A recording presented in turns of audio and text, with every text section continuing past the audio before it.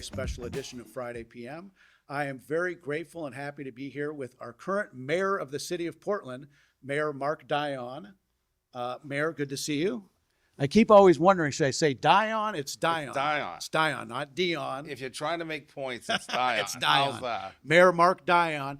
He's going to be here with us as long as time permits. Yeah. We're going to talk about a lot of things. I'm not really a policy guy as much. Our show is a lot more about get to know you, a lot of interesting artists, different people from the city. So I wanted to invite the mayor on here so that we could really learn a little bit more about him, because I feel like a lot of times people are going to ask you all about the policy, all about the things on the city, which is great. But I think it would be interesting for people, and it's been 100 days or more already. Already. Yeah, already. How Time flies by fast, right?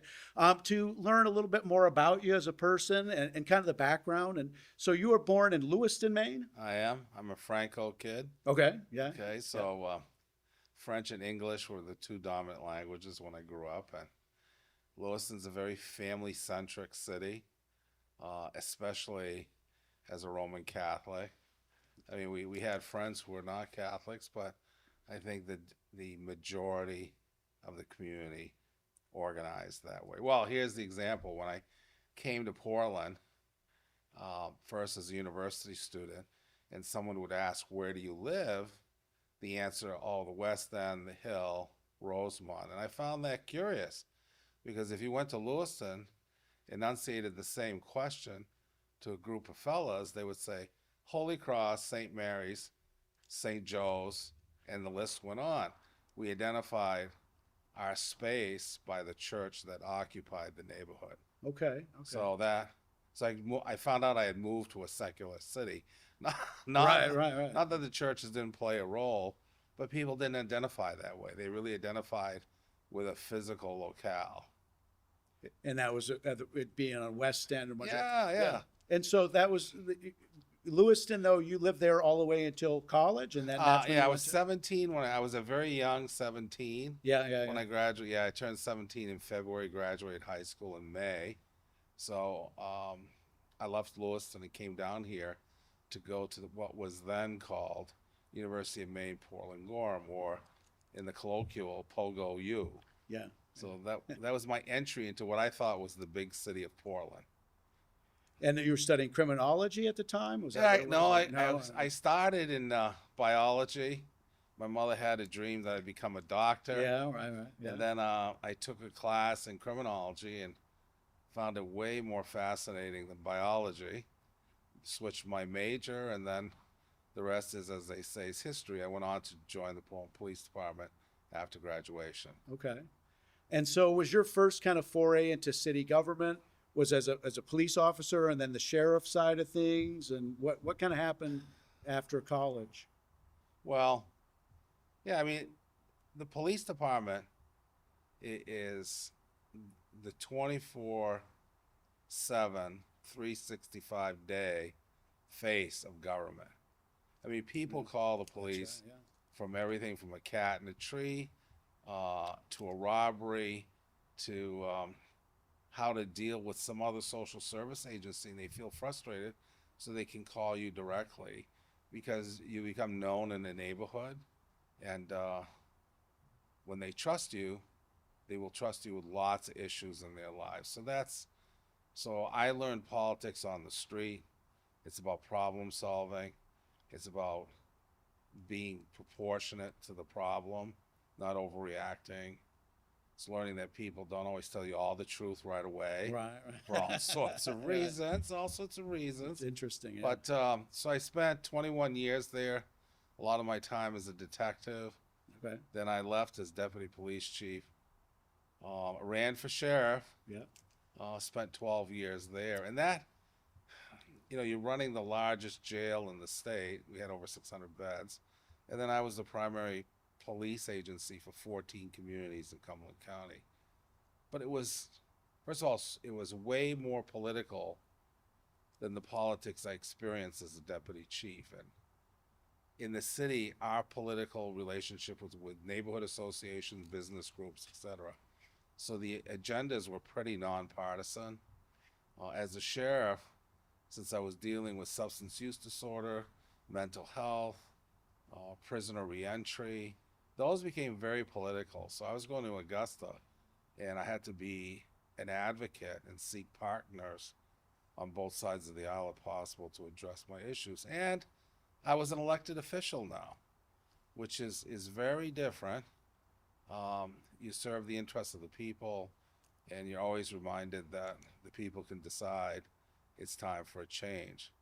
You know, once you're in civil service, you feel there's that unspoken contract that I can work until retirement and I should be okay. I think being a sheriff exposed me to the idea that no, your length of service is not guaranteed. So if you're going to get something done, get it done, because you don't know what the winds will bring in the future. Right. So that's an interesting question for me is you said that even back in the day, substance abuse became kind of controversial issues even. Is that still based upon the idea of kind of like what we deal with up until now? It's like on one side of the coin is, you know, tough love and the consequences of substance abuse or drugs. And then the other side of the coin is, you know, helping people or rehabilitation. I mean, I feel like we get stuck in that back and forth a lot. Oh, in you're that absolutely washing right. machine, I think looking back with 40-year lens, the pendulum swings both ways.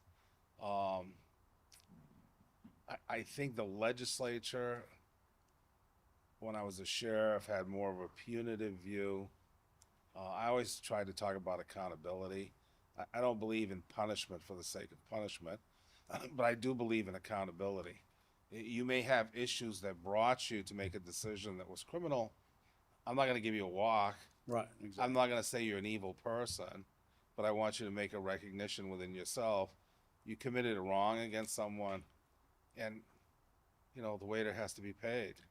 You know, so that's now in the process of accountability, if we can gain sobriety and post-incarceration employment, you know, to meet your financial responsibilities, your family responsibilities, I'm all for that and always have been, you know. But I've seen public sentiment go back and forth. Some would say today we've medicalized everything. No one's responsible for everything. Right, exactly. And that disturbs me because I don't think that's ever been the case. I want to appreciate that part of the offender's profile, but we go back to the central question. That was an intentional wrong against someone else, and there has to be some manner of accountability. Yeah, I agree. I mean, I think it's gotten too far to the other side, and this pendulum idea is always good, but it always keeps swinging. It's always far, moving. Right? It's always moving one way or another. Do you find that because being kind of on the streets that long ago, do we think crime is worse now? Is it worse then? Did we have bigger issues? I mean, Portland is a very different city in so much of a way that it's like when I was a kid or even before that, I had heard it was very, you know, it was rough and tumble because it was like a port town, had that kind of rough and tumble. Yeah, that was the Portland Yeah. that I was introduced Right, to in the late 70s. I have to say, after I was sheriff, I intentionally left being sheriff. I thought after 12 years, Yeah. I'd checked off my bucket list as best I could. And during the time that I was sheriff, I acquired my law degree, so I wanted to practice. And Yeah. much to the chagrin of my former colleagues, I went into defense. Right. So I got to learn crime from an entirely different perspective. So I think I've got a good pulse on how crime has evolved in this city, and it's been different. I think one of the things that has to be said is our understanding what a family has changed. Yep. I think when we look back with sentimental eyes, I always used to say that, you know, the toughest law enforcement officers on the street was your mother, Right. your grandmother, and all your aunties. How about also your teachers too? You know, when Teachers, they- yeah, right. we had, you know, we Respect grew for up the with teacher, respect. right? You get whacked. Yeah, well, we with didn't want the knuckles even. teacher to make a bad report. Yeah, exactly. Right. You know, unfortunately, dads were always cast as disciplinarians, Right. but actually, I probably feared my mother more than my father. Right. Right. My father was always open to the possibility of a reasonable explanation. My mother wanted accountability in the moment. Yeah.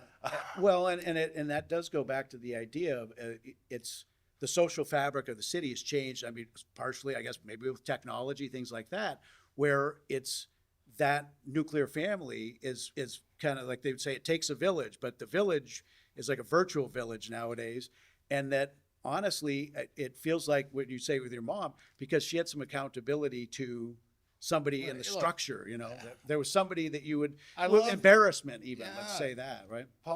public shame occasionally is not a bad Exactly, thing. right, It's not a right, bad yeah. thing. We make it now, oh, it's a trauma. They shouldn't have to be exposed to that. Well, maybe you should be. Once in a while, everybody should know uh, that you've been called to task. Yeah, It's humbling. It's yeah, good for you. right. But this idea of it takes a village, I'm all set with the village, but they shouldn't be a substitute for the family. Right. And I think the one common, when I worked in juvenile, so many of my clients came from broken families or single parent households. It's tough enough to raise children in partnership with another adult. It's almost insurmountable hill to climb alone. I mean, I tip my hat to any parent who can meet that challenge and help create human beings that have compassion, empathy, and respect for others, and the capacity to succeed on their own. That's a tall order to place before a couple. So I'm sympathetic to the single parent, and I guess that's where this idea takes a village to prominence, that everybody else would step in. But that pendulum has swung pretty hard, that you have either parents that appear overly controlling. I don't want to expose my child to any possible harm, right? Yeah. Our mothers would send us out and say, when the street lights are on, come on home. Yeah, exactly right. And, It was and a whatever different vibe. misadventure we faced, Right. we figured it out. Scraped elbows and knees and all of that kind of thing. Yeah, it Yeah. happened. And that wasn't that kind of helicopter parenting. Yeah, isn't that? And at the same time, we default so much to the schools. I mean, it's almost as if education is becoming a secondary matter to activities that really were supposed to supplement parental responsibilities, but now seems to almost substitute for them. So I think we're in a place, the generation that's following us is going to have some tall order questions to answer about how you create a social fabric. Well, and I think that, because I'm like a non-traditionalist in the sense that I'm like a, creative guy. And so, I always feel like being the nonconformist and things like that. But I agree that it seems like that the idea that if there is no kind of, it feels like it's evaporating so quickly that you have structures. And yeah, it's one generation gets to the next, and I know we're going to the deep topics quickly, but I mean, I think that that's part of the more drugs that have been out there seems to be really getting things more crazy. I mean, I didn't even hear a conversation about marijuana until I got to college. right, it wasn't Okay, it wasn't part of the vernacular. Although I think growing up I was exposed to alcoholism, yeah, and I think my parents and their peers did their best to call it everything but right, that. that's right, yeah, exactly. Right? I Yeah, mean, they yeah. had all sorts of rationalization. Mhm. So I don't think they're immune from any critique. Right. Um, It was more acceptable stuff, and that and it was at the the local bar or whatever, and it was it's the old, Tommy he's a falling great guy down, right, till yeah. Fridays. Right, exactly. And then Fridays he Right. becomes unmanageable. Well, and there's something to be said for. So I had an interview with a governor candidate a while back, Sam Hunkler, Yeah. and he was a small town doctor. He's an interesting guy, and he talked a lot about what his philosophy a lot was, and I do think that with a lot of that, it may not be still alcohol, it might be more dangerous stuff like fentanyl and things like that, but probably there's a lot of hereditary situations and a child who grew up around alcoholism or things like that. So I mean, there's been those issues since forever, but it's more difficult, and it's actually another question that is, do you feel like decriminalization makes any sense? I mean, I'm kind of skeptical to some extent, but at the same time, it'd be better if the government was able to make it sure that some of this stuff isn't as dangerous as it is. Well, you're never going to get me on board to like decriminalize heroin. Yeah, right. It's poison. It's a far stretch. You I know. know, It's, yeah. But I did take the lead with others on legalization of medicinal marijuana, With and marijuana, then yeah, I read that. the Right. legalization of adult marijuana, only because I thought the police were perpetuating myth. We weren't as frightened about it as the general public. Right. Exactly. Yeah. I never had to go to fists with somebody that Was was stoned, high. right? Yeah. Right. Whereas if somebody had 12 pack on board Yep. and he decided he wasn't going with me, it would get physically challenging. So, and whether or not I've had a lot of friends that use cannabis in college and they appear to have walked away with it without any damage. Right. So I think it's a substance, it's natural, and it can be consumed with a reasonable good sense and not present a true public health or public safety risk to others. I'm not sure. I mean, if we can rationalize the use of alcohol, I'm hard pressed to To come up say with a why, different right. argument with cannabis. After that, I depart. I don't The think harder stuff. Yeah. the hardest stuff becomes more and more chemistry. If you're purchasing cannabis, you can see it's plant-like material. You can confirm Right. that what you just provided me appears to be a plant. Yeah. All right. If it's dandelions, I'll find out quickly you've deceived me, but not at the risk of life and limb. Today, when people are addicted to substances, they have no idea what they're injecting. I mean, we provide test strips to addicts so they at least know they're not putting pure poison Yes. into their veins. I mean, there's a debate about that issue as well, but nonetheless, it's changed. Well, I kind of philosophize that I've noticed that a lot of the places that have legalized marijuana also were hit the hardest with opioids. So even if it is a way to kind of mitigate, because better to have somebody stoned on this than stoned on that, there's nothing wrong with that. Might just be a coincidence, but it's No, it's not yeah. coincidence. I mean, I have friends in the medicinal space that they're pretty powerful advocates for cannabis as a gateway therapy Right. for those on opiate addiction, Yeah. a bridge to a more accessible sobriety. I don't have any war with that. I mean, I think there could be merit to that. And yes, they do less damage Right. to themselves, ingesting cannabis than they do by injecting Heroin some or white something, powder. or white powder, So, or so many prescribed drugs that tend Oh, to we have too many drugs. You people want- right listen. spaced out on things, right? the difference between 1960 and 2020 is this tsunami of drug commercials. Yeah. I mean, it would appear that any of these drugs could make me look like the actors. right. I'm on board, Yeah. right? None Right. of them seemed. I mean, it's almost like it's mystical that they don't have any clear sense of what it means to be a patient confronted with chronic, debilitating disease. The videos don't suggest that. The videos have a bunch of happy people, one more drug, and if your doctor doesn't know it, by God, tell them all about this. And I just find it's I don't know, it's almost cult-like. I mean, it's just too many drugs, and this will probably be a bad mark on my part, but sometimes my wife and I will research it. She's a nurse. Yeah. And I'll pause the TV and say, well, let's look this drug up for sure. Yeah. I says, you tell me if it can kill me. Right. All right. And Yeah. the reports are not always great from her. Right. Or the side effects are troubling by themselves. Right. But what I notice is some of these drugs go up as high as $6,000 or $7,000 for a month's supply. They don't tell you that. And since they're brand new, insurance companies are not going to embrace them. But here you have a marketing entities convincing you that you could look like our models Right. after a couple weeks on this drug, and they never mention price, or they're real subtle. I like it when they go, and we might actually consider helping you out. Right. Well, that's a short-term handout. Right. But then they've got you. And as a police officer back in the day, you remember exactly what that is. You get a little something for free, and then it's right. It's that Yeah, kind I of- remember the right. guy on the corner used to do the same thing. Exactly. Yeah. These dealers wear suits Right. Exactly. or yeah. nice, jacket suits, if No, they're I mean, female.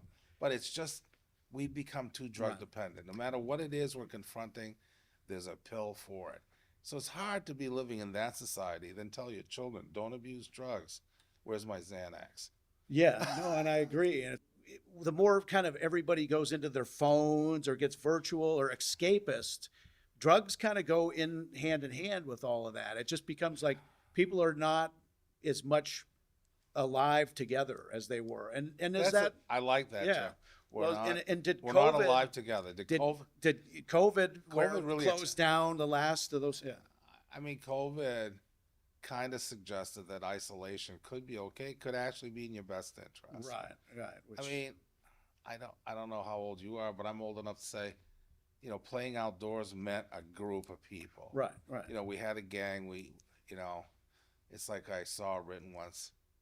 You'll never remember that last day you actually all played as a right. Your group. friends, right? Yeah, Your friends, and then you got old enough that you exactly. started Right. going your Yeah, separate ways. But I think throughout most of my adult life, everything circled around creating new relationships, face-to-face relationships, yep. handshake to handshake relationships. And now we're all under house arrest Right, exactly. with And this. the panic, if I you lose actually, that phone, right? The oh my panic that God, I've people had the have. panic. Yeah, I'm exactly. not above it. Right, But then I kind of laugh because the first thing comes into my mind, my whole life just disappeared. right. It was all there. And It's then I like, asked myself, really? right, I know. So on Saturdays and Sundays, Yeah, I shut this off. shut it off. Yeah, I force people to have to call me on my landline. yeah. The good old days. Right, yeah, yeah. Right. Makes And then I sense, can yeah. look at it and say, am I Right. going to answer it or not? It might even have a busy signal or something like that. Too, Yeah, right? leave a yeah, message. right. Leave a message. I'm 52, and I grew up in a small town because my dad was a professor at UMaine Farmington. You know Okay. my dad, Great. yeah, Yeah. yeah, and Great town. yeah, great town. We had all that small town value, small, friends and all those things, and it just seems to me like, which more and more it's COVID happens, movie theaters shut down. People then decide, well, I don't want to spend the money going to movie theaters when I can watch Netflix at home. Like as the mayor, are there ways that we can do new things? Like I remember when I was younger, you were living here too, Yeah. and WCYY was like a local radio station. Yeah. A lot of outdoor music festivals for free. Like are those things? I worked for briefly at the Portland Downtown District. That seemed to be thriving all through 2010.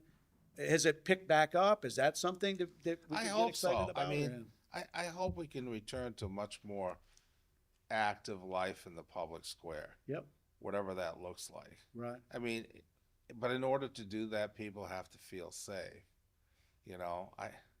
But safety is a fleeting idea. A little risk right, is not going to kill you. yeah, I mean, nothing's perfect. Something's going to happen. right, right. It's how you take that. I How mean, you feel, yeah, I would wonder if our parents' generation would say, they got to toughen up a little bit. Right. Life's not fair. Yeah. Life gives you bumps and bruises. It's how you work your way through that, yeah, and so public square life is good. It gives you a sense of community. right, It's that if you're looking for the village to raise you, that's great. right. I'm worried about the fact that we live with neighbors who we don't know. Well, we say we have 750 Facebook friends. Those are not friends. Right, Some might be. Most of them are not. I read Facebook like a community newspaper. right. I rarely post anything, Just see and it. I just sit in awe as to what people are willing to share with largely a group of anonymous individuals. Well, what's interesting is now there's an app called Nextdoor, and Yes, this is an app about trying to learn your neighbors, and that's so strange in a sense that it's like you need to learn about your neighbors Why through don't you just cross the street and go cross the introduce- street and shake hands and have. I think that that's part of the thing where people have become even afraid of each other because they watch everything on television. I mean, it does feel like we've lost that sense of trust, probably in some ways. Well, we don't know what privacy is anymore, Right, that's true too. right? Yeah, If you value privacy, then you value connection. You need both to work somehow in balance. yep, So we're super connected, but we really don't know you. right. But I can get together with folks in my immediate neighborhood, and we've raised our children together. We know our sins and our victories, and we can talk about it, and we don't need to publish it to the world. Yeah, That's how you develop a friendship, is you're willing to share a piece of your privacy with them. It's intentional. Yeah. It has a purpose, and it's to build a bond. Yeah, you're not bond making on Facebook, on Facebook, on Twitter, on Twitter. or I mean, my kids are in their 30s and they have all sorts of apps. I mean, they know people in New Orleans and they're in California, but do you know the people across the street? I mean, really know them. Well, and I right? think, and I think that they're great and useful as a tool, Yeah. but they become a crutch. And I see it even with myself at my age that, you know, you can find yourself getting pretty much addicted or hooked on those things, whether it's video games on your phone or apps that are social apps and things like that. And it's an interesting thing. I mean, I feel like I was living in Chicago, and in Chicago, there's a lot of trouble there. And I had thought of what would I do if I was the mayor of Chicago? Okay, big thoughts here I went to with school. Mayor. Well, when I got elected, they Yeah. picked 25 of us Yeah, from across the country to go to Harvard, right. and he was one of them. Was it Daley No, or not Rahm Daley. Emanuel? No, it's the one that's Brandon Johnson right Oh, now. okay, who's the current new guy. mayor, the Yeah, new I was guy. there several years So ago. we got to chat it up. Yeah, But yeah, he's on a whole different scale. yeah. Well, what I had thought of with that was just the idea of there was a lot of kids with a lot of, you know, it just was a lot of aggression and things going on. I thought, you know, I do really well with exercise at the beginning of the day. I wonder if we could get back to a thing where the first class of every day in school was exercise, you know, running a couple miles or doing something where it burn off a lot of that steam that then Oh, there's I think that's good. I wanted to talk about that time at Harvard. So that's kind of where you transitioned into, you were still a sheriff at that time? No, when I went to the first trip to Harvard, I was deputy police chief. Okay, And I was a candidate. I had applied for a fellowship to go Yeah. to Harvard, okay, and I'd also applied to go to the FBI National Academy in Quantico. okay. Um, and I was told in the same week I achieved both. Yeah. So my boss at the time says, "Well, you can't be in two places at once, so you have to decide." So it was a tough decision because allows you to enter a very elite law enforcement fraternity, Yeah. and you're given top-notch training. And then Harvard was the promise of learning what government is and how interrelated all the pieces of government are, and how do you work that machine. Okay. So I elected to go to Harvard. Yeah. Some of my colleagues thought I was a little silly. I thought it I was- s- yeah. Well, no, because it's the prize. They only Yeah. pick two people Right. a year from Well, how many Maine. did Quantico pick though? No, They two didn't- people. They a only, year. they only Okay. picked two. Yeah. Harvard picked more than two? Harvard that year picked two of us. Two. Okay. So this was a real crossroads in your life. Yeah, it right? was Okay, really- yeah, right. Yeah, looking back, it was a pretty significant piece. And Yeah. ironically, one of the one of my colleagues at Harvard was the chief of the Missouri State Patrol. Okay. And over the course of our month together, he goes, "Look, I went to Quantico." He goes, "I'll tell you right now, I've learned more here." And, I thought he made a good point. He says, "It taught me to be a better police officer." Okay. I thought I had that down pretty good. Right. I mean, I could be always better, Right. Yeah. but where was I weak? Okay. Yeah. It is having a better understanding of how criminal, at the time, I was thinking in terms of criminal justice. How does that interconnect with everything else? My younger colleagues would say, "What's the intersectionality Right. The of intersection, law, yeah, of law. with all these other policy areas?" So Harvard allowed me access to 30 days with the best minds in America. Yeah. The beauty of Harvard is, if Mark Dion is the absolute national expert on policy X, they will fly me in. I will accept because Harvard's asking. I will fly in Yeah. and meet with those students Yeah. and give them knowledge and an education. So kind of at that point that you could have gone in the direction if had you gone to Quantico, you would have been, an expert at criminal justice and Yeah. maybe an FBI agent or whichever type of thing in that direction. But by going to Harvard and learning more about kind of like the bigger picture and Yeah. the sense of how, and you feel that was the right decision, obviously. yeah, I think it was the right decision. So that probably put me on a track. I had a more holistic view of what criminal justice is, Okay. what crime policy is, what the law is. Yeah. So when I left there, I acquired my master's in human services administration, which was another departure. Usually police officers change to something more related to the field. Then I ran for sheriff, and while I was there, I took the next step and studied law. Right. So I thought all those pieces fit. And when I left sheriff, I thought I was going to practice law for a little while, and it didn't last very long because I was recruited to go to the legislature, which I spent the next 8 years of my life working Yeah. under the dome. But I think when I chaired criminal justice and I chaired utilities, when I asked to go to utilities, people said, "What? You're the sheriff. Don't you want to be in the?" I says, "No, you're typecasting me. Yeah. I actually think energy policy will be a policy of the future, and I want to work on it now." So I went there, but yeah, I think I was able to help on some key initiatives because I was more broad-minded than the status of having been a former sheriff Yeah. would be afforded. So had you at that time, because I mean, again, you had different paths you could have Yeah. decided on, and did you feel that you wanted to do more civic stuff and kind of larger duties? I mean, Yeah, I mean, obviously you could have been, because could you have gone in that path had you wanted, higher up in the division, law enforcement to, no, you're well, the FBI director or something. Or does it go in those paths, or is it okay, not well, that simple? I think if you were doing a psychological profile of me, Yeah. I would say I am a personality, Yeah. an individual that requires new challenges Okay. often. Yeah. And when I do an autopsy of my career Yeah. with a clear eye, Yeah. it appears about every 3 years I've been afforded a new adventure. Okay. Others made the decision, so it was not just me. But Yeah. then as I got older in a profession, I made some intentional choices Yeah. to exercise new responsibilities and work with diverse ideas. Because some people say, "Oh, you've done everything." Well, I said, "I haven't done."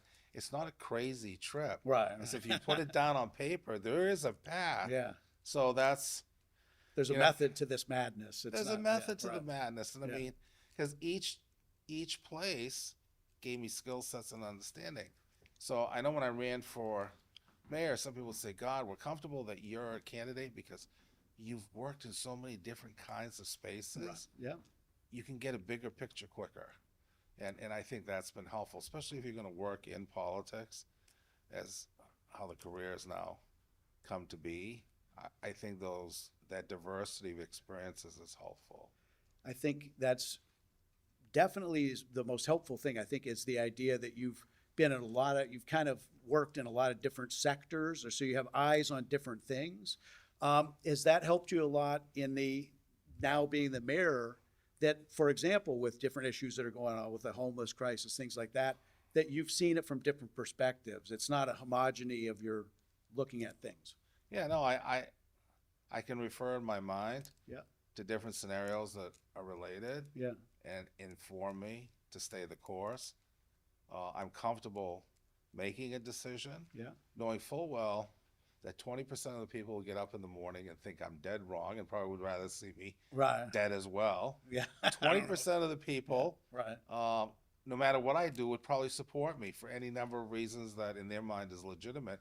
So my work is on that middle 60, Yeah. is to hopefully transfer this idea that I'm comfortable, that I've taken the time to assess, and that I've brought experience from a variety of places to bear on the decision on the policy that I want to do. So I think that's one of the advantages of being older Yeah.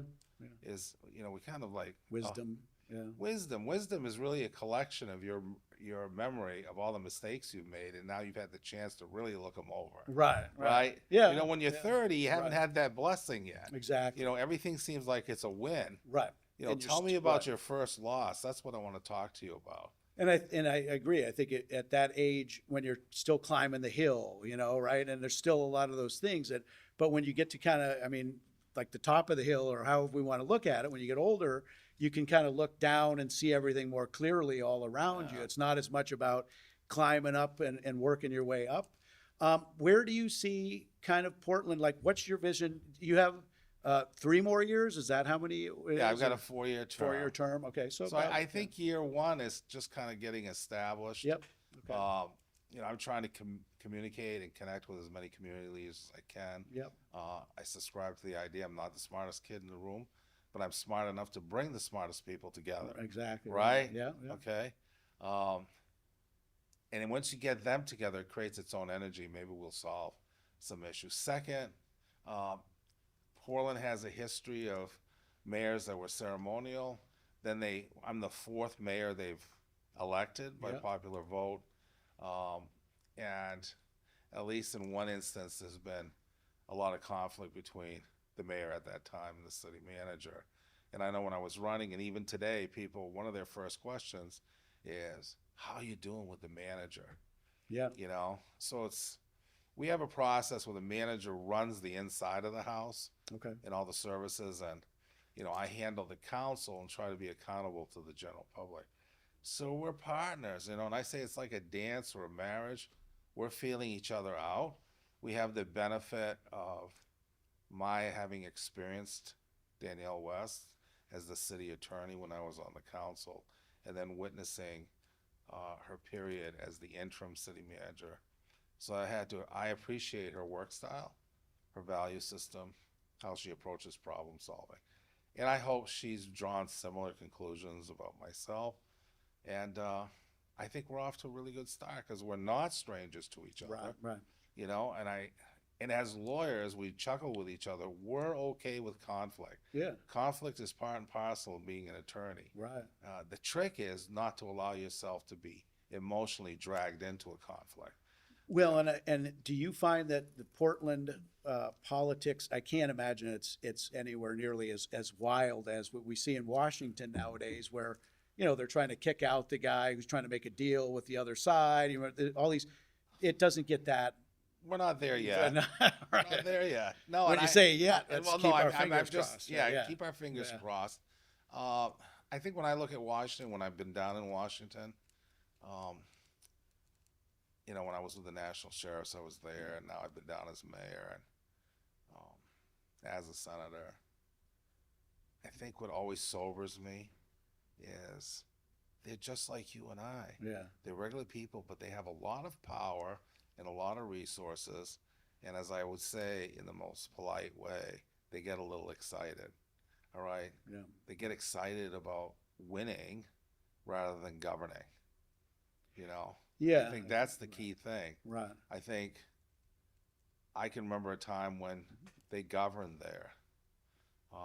And I've seen governing in the Maine legislature, although every once in a while there's like a stagger step into hyper-partisan behavior. And I hope we restrain ourselves from taking on that particular mantle. I think Maine has always been seen as having a very reasonable, considered legislative process. And I hope that continues to be our legacy. So in Portland, I think the big difference in Portland, I tell my former legislative colleagues this, or even ones who are sitting now, constituents in Augusta are an abstract idea. Yeah.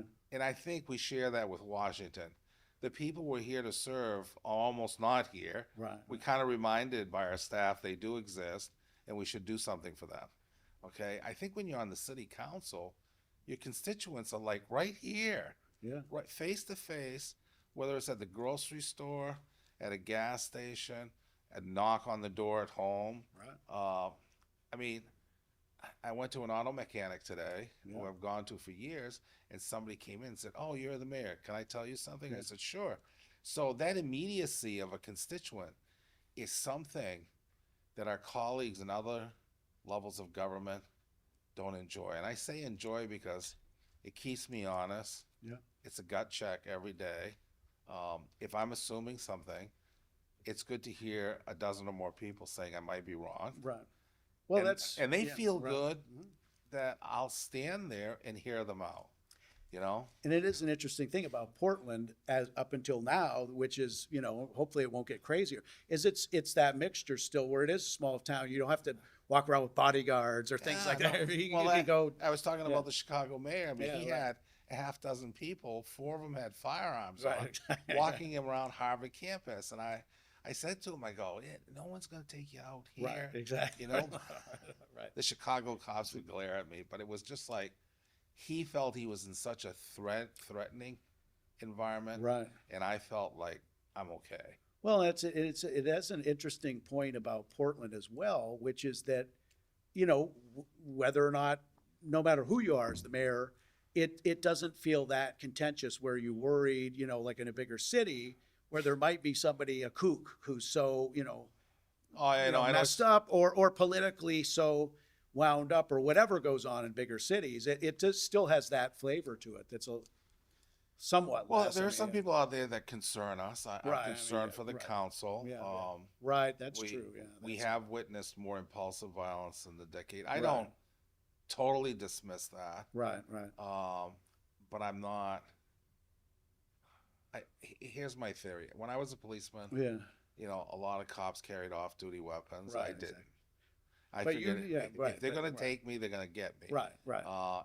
And You probably know a couple of punches and things like no, that. So and yeah, I'm you not take care James of it. Bond. Right. But I mean, I'm no better or worse than Right. the average person. But it's the same with mayor. Could somebody, come up and pose a threat or harm me or other members we of could council? to It's anybody possible. else. We've Right. had some pretty passionate, vitriolic commentary delivered to the council, so I worry about their safety. But the chief, we have a confident police chief and a great police staff, so I don't worry about it. And I wouldn't want to take any steps to isolate myself. I'll say it again. The fact that public can approach me directly and we can have those conversations is in their best interest that we maintain that access. Yeah. And it's in my best interest, so I have some idea of the dynamic, always changing, always evolving view of Portland residents and those who are not. Right. There are many people that come into the city every day who Yeah. don't live here, but feel that they have a social stake in what Portland looks like in the future. And their conversation always starts this way: Mayor, I don't live here. I live in Scarborough, but here's why I think this is important for Portland. So I think that is a high credit to the city, that people who've chosen to raise their families or establishes their businesses outside the confines of Portland value and have an interest in what we become as a city. So the quick couple questions, because I know we've run for a while here. Okay. With regard, because I know a lot of people are going to wonder about with the homeless situation. I mean, everybody knows you've done a great job with it so far. I agreed with it, and I'm a pretty liberal guy. I feel like we got to do something, and I think there's an article recently that said that kind of taking people off the streets has actually dropped in drug overdoses. Yeah, drug overdoses. A bunch of things have dropped. So it's worked, and I'd like you to take a victory lap on that if you feel like it. But also, now that the summer's coming again, how do you react to it proactively without anything too difficult to have to do, but also making it that, okay, well, let's just not have everything where it just turns into camps everywhere again or something like No, that. I don't want to turn into camps everywhere Yeah. again. So some of the critics will say, well, then you're going to play whack-a-mole all summer. And I go, then play we gotta will. do it, right, yeah. We got to do it. Right. We have to do it because this remains in the best interest of the individual unhoused person Exactly, right. to get treatment. Yep. The Press Herald just did a story saying how successful our medication assisted treatment program is turning out to be at the homeless center. Unhoused individuals are saying it's a game changer for them. It Yeah. really has taken them and their life out of harm's way. Mm-hmm. So our rationale, the manager and I and others, to do what we did is the same today as it was when we moved the first encampment. It's more challenging now because they're scattered. So we have to have a scattered approach. I think the public is frustrated with that. I think they probably hope that I and others would guarantee an environment that didn't have those pieces inside of it. That's wishful thinking for right now until we have some kind of housing solution, and there are steps being taken to do that. So the big effort this summer will be to maintain capacity to receive people at the Homeless Services Center. The governor has allocated monies to help us place people in transitional housing outside of Portland, throughout Cumberland County and York County, where the opportunity presents itself. That's going to be very key. As I said earlier, the manager and I are attorneys. We're paying particular attention to the Supreme Court Okay. Yeah. because they have a decision. It's Grants Pass versus Oregon, Yeah. where the idea will be, can the court determine what are the rules of engagement for a municipality trying to resolve homelessness in their city? What steps will be allowed by the police by the municipal government and others in addressing encampments or individuals choosing to live in the out of doors absent an encampment. Okay. That's going to be a very critical case because a lot of the frustration that people said, oh, the cops appear to be walking about with their hands tied behind their back. They were. Yep. Okay. We spent a lot of time explaining to them that a West Coast decision should not control their decisions or activities around And is public safety. that's the one that I saw on the, probably it was like in a national paper, you're talking about the outdoor tenting ruling Yeah, that all they're of doing out that. in like Oregon or Yeah, some well, state or it something. ran through the West Coast. Yeah. Then it was adopted by the Maine legislature Yeah. by well-intentioned, good-hearted people. And this was it during COVID? No, post-COVID. Okay, post. Okay, so now everything's lined up. Oral arguments were presented last week to the Supreme Court. So I expect in June that the Supremes will come out and say, here's how you manage. And there's Now, it's going to be guidelines, interesting right. because the Supreme Court really wants to micromanage how governments function. They like to give what they call bright lines, Yeah, broad rules about how you should manage the relationship between citizens, non-citizens, and the government. So this will be an interesting decision. It will inform cities across the country. yeah. And it's going to be taxing, but we're going to do what we can do now. Other cities are seeing encampments spring up. Biddeford, I saw a picture all along the river. Biddeford. Saco's got an issue. Sanford, I mean, Bangor has a shelter, but they're on the verge of bankruptcy, which will throw a lot of people back out on the street. And the question becomes, I get asked by other mayors, what's Portland going to do? I go, well, we're running out of runway as well. Yeah. We can't be all things to all people. Right. We don't have the money to do that. Okay. So I think this summer is going to be really decisive about what we do moving forward. We have to be serious, but we can't be alarmist. We have to meet the challenge, but not exploit people in the process. So Well, and I mean, it seems like the whole thing started, with the Ronald Reagan and way back when they started basically tossing people out of psychological institutions. And then that created a lot of that homeless problem, that there's a large amount of, mental issues with a lot of the folks. But then you've also introduced a lot of the drug issues. So it becomes a mental health thing and then a criminal thing and then a this thing. And does it feel like, is it just me, or does it feel like Portland has been bearing the brunt of a lot of the state? And they're not giving you guys the money that, well, I think you can put that all under general assistance. right? Okay. We were looking for a little over $7 million as an absolute minimum to meet the demands being placed on our government. We got that.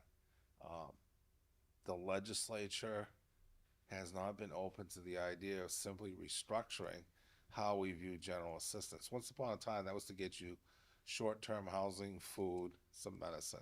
Yeah. Now, really, it's a housing industry you're trying to supplant with that. And we went to hotels. I mean, there were some months we were spending over $1 million a month. All right, and we were housing up to 1,000 people a night In hotels. Yeah. So And, I see in other communities, oh, we put up 10 beds. Okay, great. I got 1,000. And the trouble in the legislature, they're not particularly sympathetic to Portland. Right. There are many rural legislators who believe whatever crisis has befallen us, we made it. Yeah, that you've wrought it on yourself. We or did. something. I went up to Augusta and I had some Republican colleagues that I knew, and they go, Mark, we're okay with you, but Yeah. you guys kind of created this situation. I Right. go, how did we create it? And they think it's because there's so many liberal people here. Yes, we and have a it's- lot of yeah, liberal right, people. exactly. We have a It lot becomes of programs. Right. Yeah. And if they're sitting in their living room looking out the window somewhere in Piscataquis County, they have a hard time identifying. Right. Second, they think all our streets are paved with gold. Right. And they're correct in the sense that we're the economic engine of the state. Right. And as a consequence, we've had capacity to help. And now somehow that's been turned against us. But isn't that economic engine a state that a lot of that revenue that comes from Portland doesn't just stay in Portland? It goes to everybody. I told right? those rural legislatures, it's my taxpayers' dollars that's paving your road Right, and right. built your brand new school. Yeah, exactly. Okay, Yeah. so I mean, it's not like You're keeping mean, it all for here. if we right? became a city state Yeah, and we were able to seal off revenue from Augusta, it would be. they'd feel the pain in a hurry. Yeah, But yeah. that's not partnership, and that's not the legacy or the intent of the lead city in a state. Yeah. You know. But I talk to others, and it's the same dilemma in Boston or New York or Chicago or any major city that dominates Yeah, it's in a small state economy or even a larger state economy. They're open to criticism. well. So the one other question I wanted to ask you, because I know we're running short on Yeah. time for you, but so with a lot of the younger people, because we talk about like the homeless, we talk about affordable housing, which becomes a lot of people think that means, making it affordable for somebody like when we were talking about it. I think you had said in a previous interview, I think that when you graduated from college, your rent was like $100, 131 a month. 131 a month in Portland, and so times have changed. And now, if you're a graduate of college and you want to move to Portland, even when I was graduating from college in more like the 90s, the jobs still weren't really unbelievably easy to get that were great. It just wasn't that kind of thing. It was a lot of service jobs. A lot of people that I knew, waiters, waitresses. I was delivering pizzas at Pizza Time, Long I Gone remember Pizza that. Time, remember them? And Jan May Chinese food. Yeah. I did all those jobs, and you were barely scraping by in those days. And I remember the local police officers, they had to be taking second jobs, doing something at I had a second job. Right, getting overtime. I made bread for Yeah. a pizza place. Yeah, exactly. We might have worked together. We don't know. I worked the midnight shift. It was Auntie Leone's. Auntie Leone's, where I in grew the up. West yeah, End. Yeah, I grew up in the West I'd End. work the midnight shift and Yeah. report promptly at 7:30. Great there. sandwiches there. Yeah. I was a little kid. I used to love those. It's a Pilates place now, Yeah, I actually. see. So with kind of the way that it is there an answer to creating more what somebody had told me they consider to be called attainable housing rather than affordable housing? Because with affordable housing, my family's been in that business as well. That's my mom's side. That's very specific to if you only make a certain amount, you're only eligible. And there's also a lot of waiting lists for that type of housing. It's not something and I guess that's the question. Is that even something that the government can do? Because in a private economy, if prices are going to go up, they're going to go up. And is that something that we can even tackle? Yeah, I think we can tackle it Yeah. on the local side. First of all, you're correct. When I think affordable housing, that's the polite term for subsidized housing. Yep. And there are state monies. It's called LIHTC that provides funding to construct that. And there's a lot of construction in that area, but the demand is greater than the units right now. But that's not necessarily something new. The scale's different, but the shortfall, there's always been a list of waiting. I can remember that back to the 70s. So it's not a conversation that's alien. Yes. Top end market, Yeah. there is a population of consumers that will always figure out how to buy that great condo or house Right. for all sorts of good reasons. What we haven't done a good job is in the middle. And there are three things affecting that. One, interest rates, but mayors and city councils have very little impact To do on with that. that. Yeah. That's a president or a governor or collection of governors that want to work on that, and the banking industry as Banking well. industry, right? I mean, they may have to decide they take a smaller cut in order to create more money Well, availability. and also the flip side of that coin is they tried that in 2005 or 4, and it didn't work out too good because they No, it gave too didn't. many loans out. That Well, yeah, I mean if you're breathing, they gave you a mortgage. I don't think that's that was why, a really right. good strategy. Right, you it know? wasn't I the mean, right strategy. Yeah. I remember going to the credit union once at the police department. He said, "No, you can't afford that car. Right. Here's what you can afford." Right. Silly me, I agreed with him. I said, Yeah. "Okay." Exactly. That's exactly. Which helped me out long term. He made a long term decision for me, and I benefit from it. Yeah. So subprime lending back then, I mean, And it was some crazy different things, and and that's what's it's no wonder more of those bankers or those brokers that end up in jail. One last question for you. Okay. In a previous interview, you talked about where you see a lot of the city in the next 10 years.